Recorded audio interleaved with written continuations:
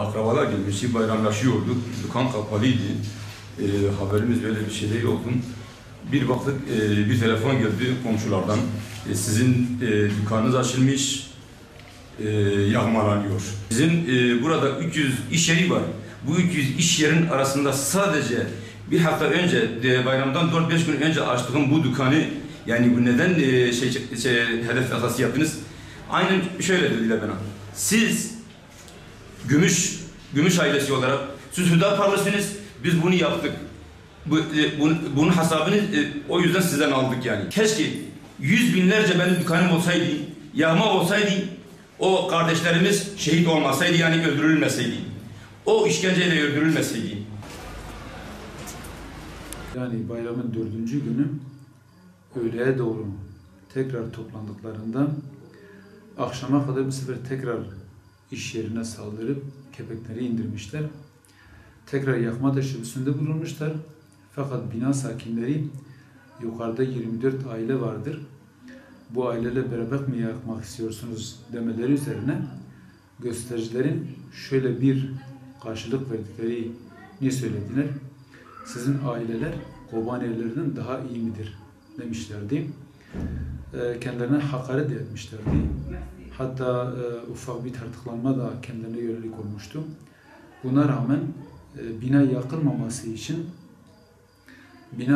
orada oturan bina sakinleri bunlara karşı tepki verip kesinlikle yakmanıza müsaade etmeyeceğiz. Çünkü yukarıda ailelerimiz var demişlerdi. Bunun üzerine bunlar tamam yakmayacağız fakat talan edeceğiz. Bu sefer kepekleri indirip eşyaları talan etmeye başlamışlardı.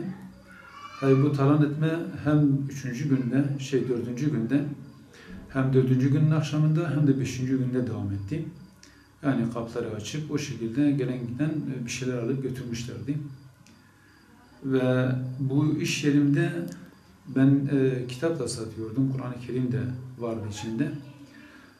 Oradaki bina sahipleri, bina sakinlerinin ifadeleri doğrultusunda ve halktan bazı kişilerin gördüklerine göre bizim bazı eşyaları dışarı çıkarmışlardı. Bunların içinde Kur'an-ı Kerimler de vardı.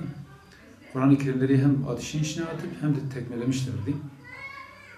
Çok duyarlı olan vatandaşlar, özellikle binada oturan bina sakinleri iş yerinde bulunan Kur'an-ı Kerimlerin çoğunu kendi evlerine alıp onlara hakaret edilmemesi için kendi evlerine almışlardı. Hatta başka bir yerden duyduğuma göre orada gözlemci olarak bulunan halktan biri hem Kur'an'ı tekmelemişler hem de bizi geri bırakan işte bunlar da demişlerdi. Yani çoğu İslami kitaplar da tahrip edilmişti dışarı çıkarılarak. En son bu şekilde iş yeri tamamen talan edildi. İş yerim 3 katlı. 1+1 bodrum vardı. Maddi olarak da 350 bin liraya yakın bir zararımız olmuştu. En sonunda bu kırıp döktükten sonra, bütün malzemeleri kırıp döktükten sonra herhalde kinlerini boşaltmadıkları için en sonunda dükkanın içinde ateş yakıp çıkmışlardı. Yani hatta o ateş daha çok gür olsaydı benim komşularıma da zarar verebilirdi yani. Allah'tan ki hiç olmasa benim malım gittiyse de komşularıma zarar gelmediğinden dolayı da o konuda da seviniyorum. Zaten malume ve işi tamamı Müslümana prevanj şevutandın. Fahmdık ki yani jibog Müslümanın şevutandın. Gazi mekirin cirani me goverin agrib dikhana vaxtını mekesi nikari bu. Pişti bir saat ki melav ki me behebu me şandu eteri go bavu tişnemayi. Kutuş ki gavun bükün o em bükün nemayi. Pişti 2 saata me thaliye itfaiye sewal kir go leh ne tiştez bim. İtfaiye girdi bu. Ne tiştim bed go bra giş bişevti thaliye herre. 150 milyara yakın malım varken 200 milyara yakın da borcum vardı. Bunların hepsi semedi. Çünkü biz bu dükkandan para çekmişizdir. Kendi işlerimiz için kullanmışızdır. Bir 50 milyara yakın da en azından ayrıyeten borç dışında 50 milyara yakın da açığımız içeride vardı. Yani 150 milyara malımız varken 200 milyara da borcumuz var. Şunu da söyleyeyim.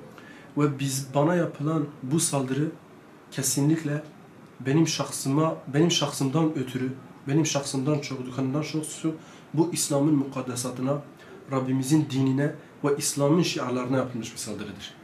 BDP PKK zihniyetin hem diriden hem ölüden yararlanmak istiyor. Şimdi bunlar eylem yani yaptıkları zaman, yani eylem yaptıkları zaman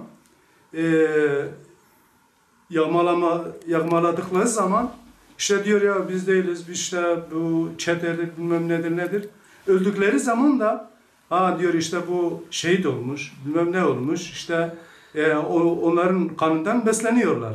Olayların başlama sebebini Kobani'ye destek amacıyla Selahattin Demirtaş'ın halka yaptığı açıklamayla, yani halkı sokağa dökmeyle yığım, talan, yıkma, kırma başladı.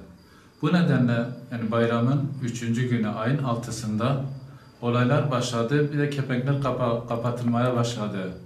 Ayın 7'sinde olaylar daha da hızlandı. Bütün kepenkler kapatıldı. Bu durum devam ederken, yani her türlü saldırılar, yakmalar, olaylar devam ederken ayın 8'inde gene kepenkler kapalıydı. Akşama doğru sokağa çıkma yasağı başladı. Bu sokağa çıkma yasağı nedeniyle sokağa çıkamadık. 18'den sonra, yani 18 civarıydı, iş yerimin ateşe verildiğini duydum. Bu esnada 155 polisi aradım. Bana yapacakları bir şeyin olmadığını söylediler.